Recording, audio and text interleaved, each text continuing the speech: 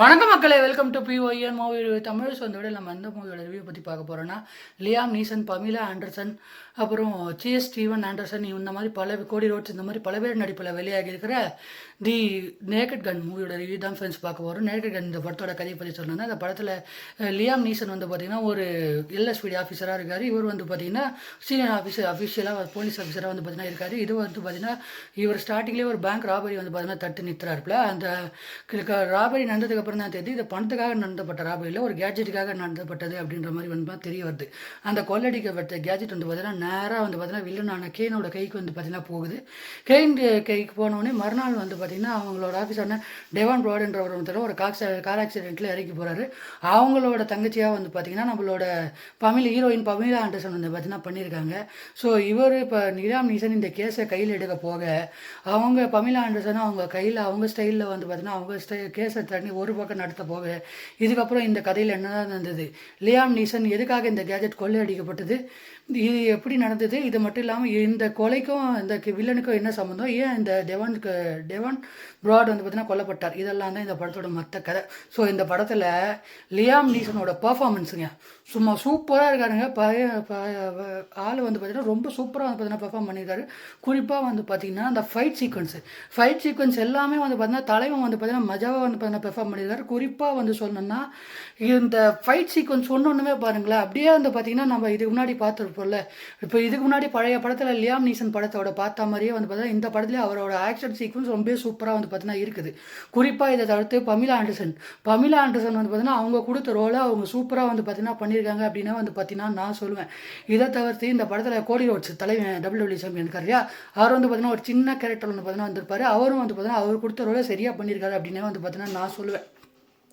இதை தவிர்த்து Steven Anderson ஆகட்டும், பஸ்டி ரைம்ஸ் ஆகட்டும், அதே நேரத்தில் டேனி அஸ்டன் ஆகட்டும், அதே நேரத்தில் லிசா கில்லி ஆகட்டும், இவங்க எல்லாருமே வந்து பார்த்தீங்கன்னா இந்த படத்தில் அவங்கவுங்க கொடுத்த ரோல் அவங்கவுங்க வந்து பார்த்தீங்கன்னா சூப்பராக பண்ணியிருக்காங்க.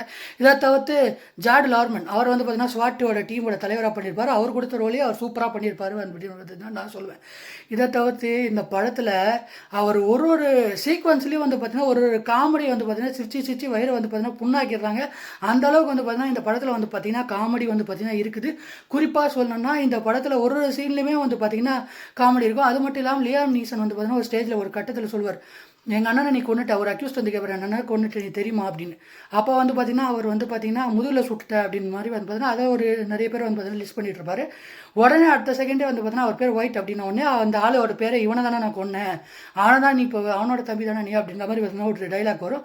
அது மட்டும் இல்லாமல் லியாம் நீசன் அங்கங்கே கேஷுவலாக பண்ணுற ஜோக் ஆகட்டும், அதே நேரத்தில் அவங்கவுங்க பண்ணுற பெர்ஃபார்மன்ஸ் ஆகட்டும், எல்லாமே வயிறு குழுங்க சிரிக்க வச்சுட்டு. அது மட்டும் இல்லாமல் இந்த படத்தோட சினிமாட்டோகிராஃபி வந்து பார்த்தீங்கன்னா ரொம்ப சூப்பராக வந்து பார்த்தீங்கன்னா இருக்குது. பேசிக்கலி நம்ம ஒரு ஹாலிவுட் படத்தில் என்ன எதிர்பார்ப்போமோ அதெல்லாம் வந்து பார்த்தீங்கன்னா இந்த சினிமாட்டோகிராஃபி வந்து டீம் வந்து பார்த்தீங்கன்னா ரிச் அண்ட் எங்கேஜிங்காக வந்து பார்த்தீங்கன்னா பண்ணியிருக்காங்க. இதை தவிர்த்து மியூசிக் பாட்டு நடுவில் ஒன்று வருங்க, அதுவும் லிரிக்கெல்லாம் லிசன் பண்ணிங்கன்னா அவ்வளவும் வந்து பார்த்தீங்கன்னா சிரிப்பு வரும். அந்த அளவுக்கு வந்து பார்த்தீங்கன்னா காமெடியாகவும் வந்து பார்த்தீங்கன்னா இருக்குது.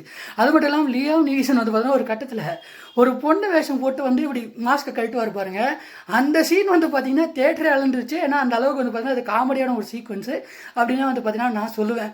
அதே நேரத்தில் இந்த படத்தில் இருக்கிற மற்ற கேரக்டர்ஸ் பண்ணுற ஜோக் ஆகட்டும், லியாம் நீசன் வந்து பார்த்தீங்கன்னா ஒரு கட்டத்து கார் எடுத்துட்டு ஷூட் பண்ணிட்டு போவாப்பில், அந்த மாதிரி சீரியஸான சீன்ஸ்னு ஓவராலாக இந்த படம் வந்து பார்த்தீங்கன்னா ஒரு கிரைம் ட்ராமா வித் காமெடி அந்த மாதிரி மூவியாக தான் வந்து பார்த்தீங்கன்னா இந்த படம் இருக்குது. ஓவராலாக என்னை பொறுத்தவரையிலும் இந்த படம் வந்து பார்த்தீங்கன்னா ரொம்ப நல்ல படம் அப்படின்னா வந்து பார்த்தீங்கன்னா நான் சொல்லுவேன். ஒரு கிரைம் அண்ட் காமெடி கலந்த மாதிரி ஒரு ஆக்ஷன் படத்தை இதுவரை நம்ம பார்த்ததே கிடையாது.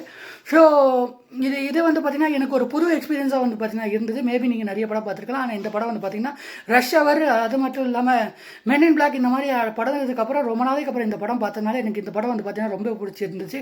ஓவராலாக இந்த படத்துக்கு நான் 5க்கு 4.2 ஸ்டார் ரேட்டிங் தருவாங்க. கண்டிப்பாக நல்ல படம். கண்டிப்பாக வந்து பார்த்தீங்கன்னா எல்லாருமே வந்து பார்த்தீங்கன்னா ஒரு ஆக்ஷன் காமெடி படம் கலந்த மாதிரி ஒரு ஜானரில் ரஷ் அவர், மென் இன் பிளாக் இந்த மாதிரி படம்லாம் பிடிக்குன்னா கண்டிப்பாக உட்காந்து பாருங்கள். ஓவராலாக இந்த ரிவ்யூ பிடிச்சிருந்தா மறக்காமல் லைக் பண்ணி ஷேர் பண்ணி சப்ஸ்கிரைப் பண்ணி ஃப்ரெண்ட்ஸ் ஹிஸ்ட்ரியில் பார்க்கலாம்.